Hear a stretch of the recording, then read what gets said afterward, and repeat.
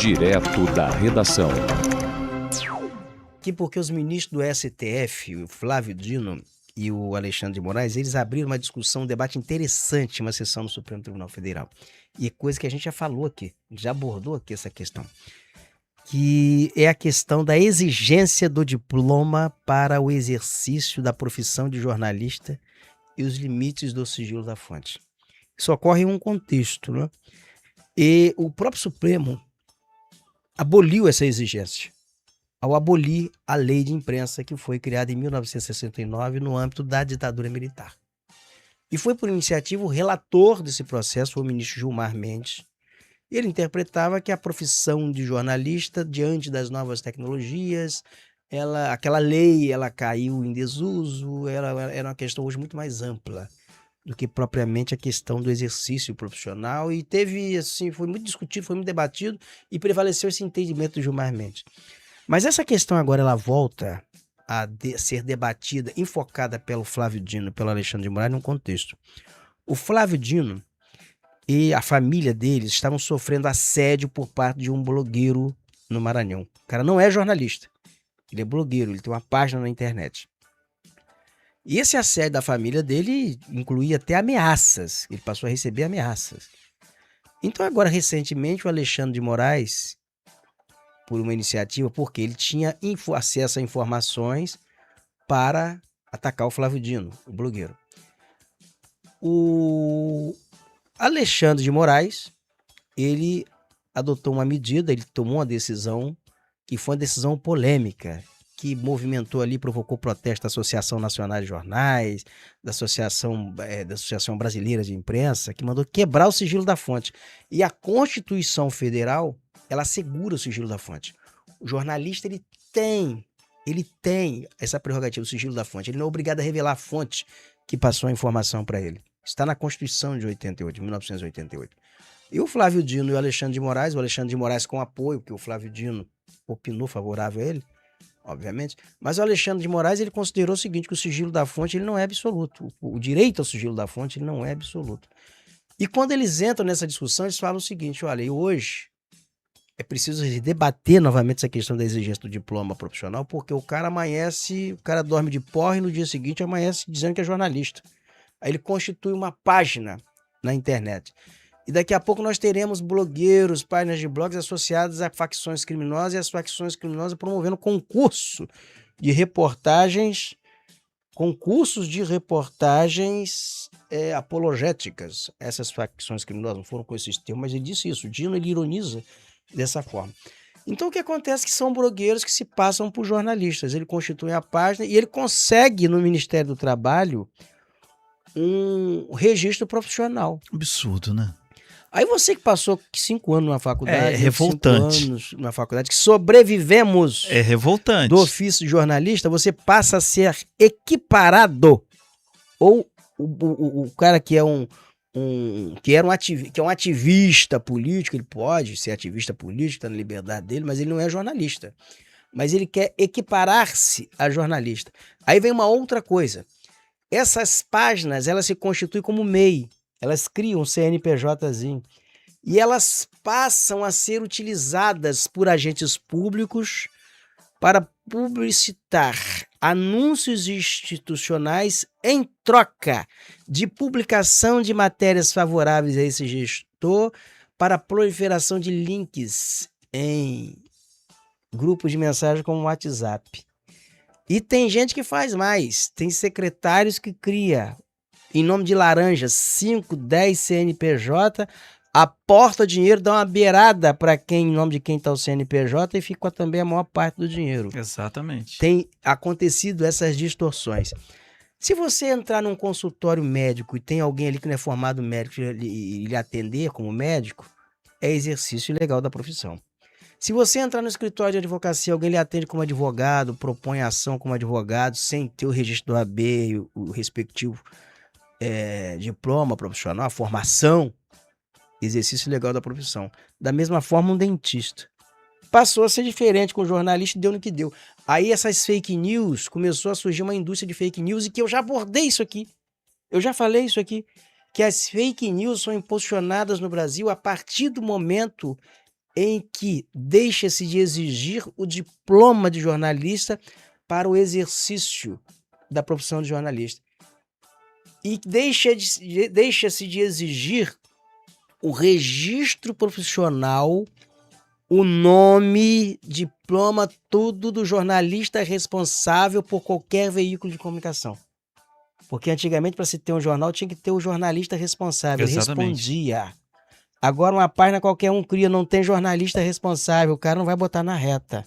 Absurdo, né? É revoltante. E se exigir, não vai botar na reta. Então, o que o Supremo, que o Flávio Dino e o Alexandre de Moraes está sugerindo é isso. A reportagem está aí no Diário da Guanabara. Ele mostrou aí, a gente mostra de novo, tem o detalhamento do que diz aí o Flávio Dino, a reportagem diariodaguanabara.com.br. Você confere essa reportagem. E é um debate extremamente necessário para se definir aqui o que é, quem é quem. Você pega o cara que não tem ensino médio, não tem ensino básico, não terminou a 4ª série. E ele hoje tem uma digital página... influencer. Com uma página, diz que se apresenta como jornalista. É absurdo, o jornalista isso. fulano de tal. É o fim do mundo isso. O cara, ele tem uma página de Facebook, tá lá, ele faz um programa, diz que é rádio, que eu não sei o quê, se apresenta a carteirada como jornalista. Credibilidade zero, né? Exatamente, mas confunde aí no mercado que você tá aí, confunde. Aí quando você espalha um link desse, você dá, assim, são na verdade os fabricantes de fake news, né? Que são os maiores fabricantes de fake news. Mas vamos ao que diz primeiro o Alexandre de Moraes. Está na hora de refletirmos sobre a questão do diploma de jornalismo. Naquele momento, o Supremo afastou, e até nas discussões, nem eu, nem Vossa Excelência estávamos aqui, nem o ministro Zanin, ministra Carmen, sim. Naquele momento, nominalmente, vários jornalistas foram citados, jornalistas conhecidos, sérios, que não têm diploma. Olha, há sempre um período de transição, o reconhecimento daquele que já está na profissão. Mas da mesma forma que no início do século o Brasil admitia rábulas, as pessoas não formadas em direito, isso foi afastado com uma regra de transição.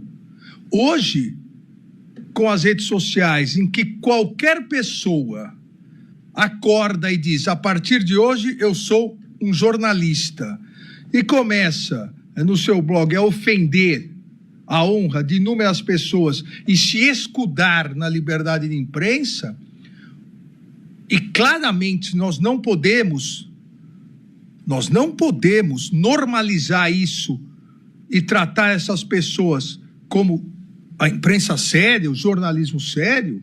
Então, talvez seja realmente o momento de refletirmos com uma regra de transição para aqueles que já exercem seriamente a profissão, mas como qualquer outra profissão no Brasil, uma regulamentação para evitar exatamente que, e Vossa Excelência disse, talvez o PCC, talvez o Comando Vermelho comece, não. Infelizmente, já se infiltraram em redes de desinformação nas redes sociais. E aí basta colocar especialista, jornalista, para tratarmos como tal. Então, é um momento de seriedade, principalmente para garantir o que é mais importante na Constituição nesse tema, a liberdade de imprensa.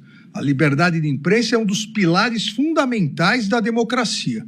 Se nós deixarmos que a imprensa seja contaminada por pessoas que não são da imprensa, não são jornalistas e não lutam pela informação, nós estaremos desgastando um dos grandes pilares da democracia. Olha, ele está dando um recado aí. Eu até aconselho os advogados, a partir do momento agora que for defender jornalista, para pular jornalista fulano de tal, formado no ano tal, na faculdade tal, diploma número tal, publicação de diário oficial, registro de Ministério do Trabalho tal, Porque se cair nas mãos do Alexandre de Moraes como relator lá dizendo que é blogueiro, que é social influencer, vai cair, Mas vai isso comer mesmo. o fígado, né? É isso aí. Boa. Adorei. Não, mas é necessário traçar esse debate, porque realmente tem que delimitar isso. Tem que delimitar, tem que saber quem é quem Tem que ter nessa coerência, né? história. Porque o que tem de páginas que são criadas, alimentadas para espalhar fake news, para espalhar notícias de interesse de agentes públicos, não está no gibi. Isso tem que ser devidamente denunciado, mapeado, devidamente, para separar o joio do trigo, sabe, ô Fabrício? Mas tá certo, Roberto. Temos que Tem que fazer isso mesmo. tem que fazer isso, porque é saber quem é quem nessa história.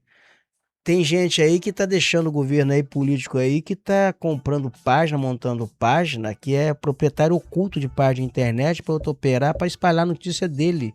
E ganhar em cima disso também. Recentemente teve uma operação em São Paulo, que foi a Operação Mídia Cativa, depois você verifica aí, vai no Google aí, Operação Mídia Cativa, que apurou exatamente isso, no interior de São Paulo, que apurou exatamente isso, uma operação da Polícia Federal, que estava apurando, Operação Mídia Cativa.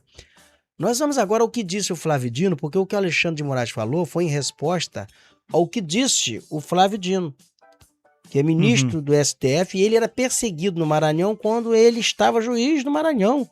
Essa perseguição foi desencadeada contra ele por um blogueiro que não é formado jornalista, não é jornalista, é blogueiro, tá? Então é um ativista político.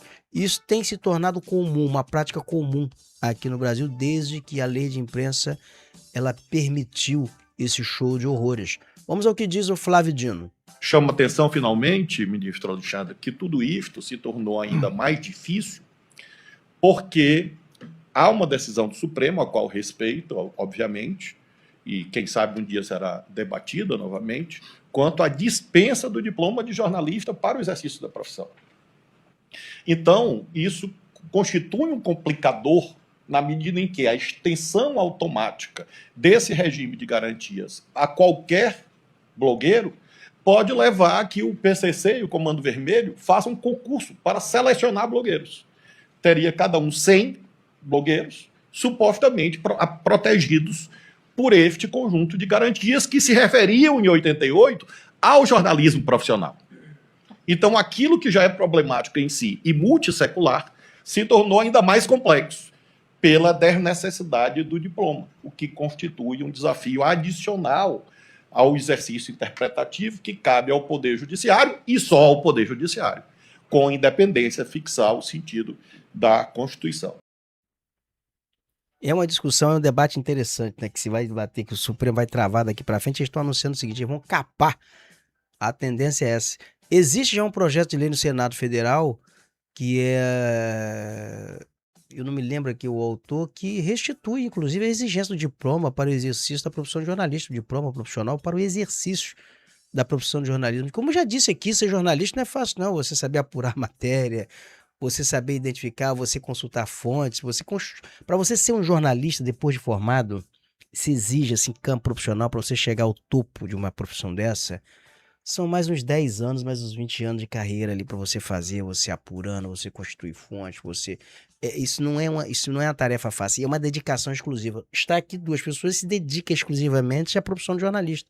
Empresa que trabalha com jornalismo, que apura isso, que trabalha o dia todo com isso. São pessoas que têm formação profissional nesse campo.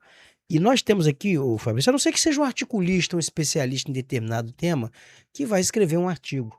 Mas tem que estar na profissão. Tem que estar na profissão. Por exemplo, um advogado ele pode escrever um artigo sobre a profissão dele. Exatamente. E um médico pode escrever um artigo opinando sobre determinadas situações. É diferente. Totalmente diferente. É diferente de você construir, você viver do jornalismo, você apurar, óbvio. Você pode ter uma página sua, se você é um especialista em determinada área, para tratar do que você está falando, você tem propriedade para falar sobre aquilo. Você é um médico, você é um advogado, você tem uma página ali, você trata desses temas e você é até fonte de reportagem para um jornalista. Diferente. Sim. Um ativista, ele pode ter uma página dele como um ativista profissional, mas ele não vai gozar das prerrogativas de um jornalista. Que Exato, tem direito ao sigilo é da isso fonte. aí. E o sigilo da fonte, ele não é pelo que ele fala ali, há controvérsias, a gente precisa discutir isso, mas debater é preciso e é o que está se debatendo agora. É o que está se debatendo. Se, se alguém constitui uma página, um jornalista, e está participando de um concurso promovido pelo PCC, promovido por uma facção criminosa, ele vai ter sigilo da fonte, participando de um concurso de facção criminosa? Então você não pode, não tem questão absoluta. Se é alguma coisa que está ameaçando, que tem ameaças contra a vida de alguém, que é o maior bem tutelado pela norma, pela Constituição Federal, aí você vai garantir sigilo da fonte? Não.